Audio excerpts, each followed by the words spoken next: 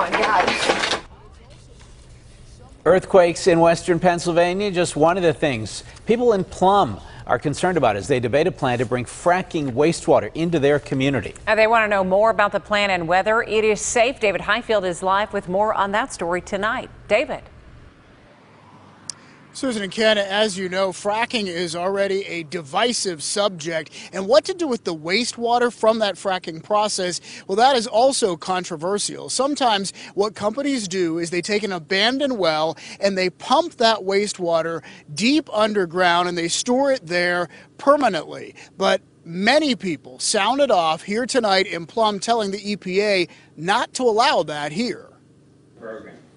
It was a packed public hearing held by the EPA, and no shortage of people who fear what could happen if the wastewater is injected underground. How toxic has this water become that industry can't use it anymore, and this is what you want to inject? You guys are the Environmental Protection Agency. Start doing your job and protect the environment. I urge you to reject any and all permitting of such wells for this area. Thank you. This is the plugged gas well off Leechburg Road that Pennaco Environmental Solutions wants to inject fracking wastewater into. Here's how it would work. Wastewater is injected underground in old wells. The process has been done more often in Ohio and in Oklahoma. Oh my God.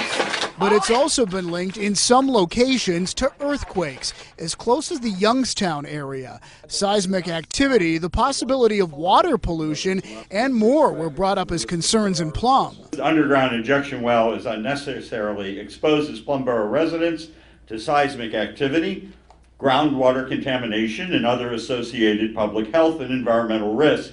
But a spokesperson for Pennaco, the company seeking the permit, believes the risk of seismic activity is extremely low. In fact, this is the safest of injections or the safest of processes for oil and gas wastewater. It's, in our opinion and in the EPA's opinion, typically much safer and much more reasonable. Now the EPA will decide whether to grant the permit and allow this to go forward. And then after that, the state DEP also has to give its approval. And right now there is no timetable on when those decisions will be made. We're live tonight in Plum. David Highfield, KDKA-TV News.